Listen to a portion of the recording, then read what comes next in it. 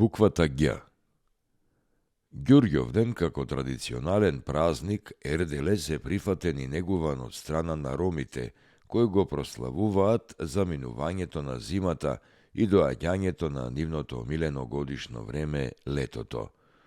Во минатото традицијата била претходно да ги чистат и бојадисуваат своите куќи во различни бои. Купувањето нова облека и обувки за да бидат променети како што се променува и природата е символ на празникот, а тоа се надополнува со собирање зелени гранки од топола и разни пролетни цветови со кои се китат куќите, а бањањето на децата пред празникот е практика која е останата од минатото, како верување за да бидат здрави како природата и високи како тополи. Празнувањето е проследено и се одбележува со жртвување јагне, посета на роднини и пријатели, со многу музика и богата трпеза. Главните обележја на овој празник кај ромите се животните вредности: љубовта, среќата, задоволството, складноста и мирот, затоа што тоа се универзални принципи и никој над нив нема авторски права. Во контекст на Ѓурѓовден постои традиционална народна песна на ромското малцинство на Балканот, песна која го добила името по пролетниот фестивал, со кој се слави враќањето на пролетта. Во природа, во една шумичка на калето кај француски гробишта, со години ромите го прославуваа Ѓурѓовден.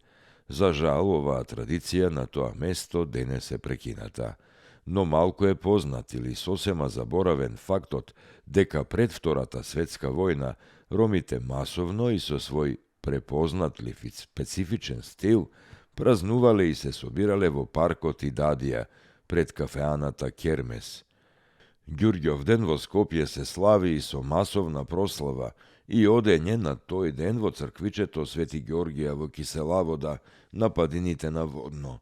Според имотната состојба, скопјани порано оделе со пајтони, со чези или со запрежни коли. Било обичај со себе да носат и јадење и пиење, а се играло и пеело преку целиот ден, се до попладневните часови. Иако не со толкава масовност, оваа традиција е задржана и до денес.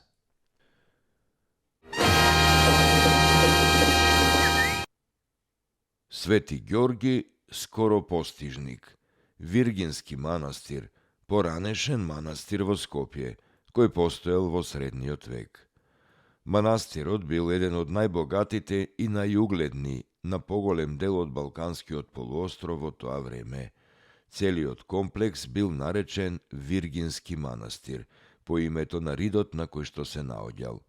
Според Виргинската грамота од 1277 година, императорот му дал одобрение на манастирот да организира годишен панаѓур на празникот во ведение на Пресвета Богородица на 21 ноември секоја година, со право да наплаќа одредени давачки заради негово издржување, како и неделен пазар најнапред во секој петок, а подоцна и во вторник.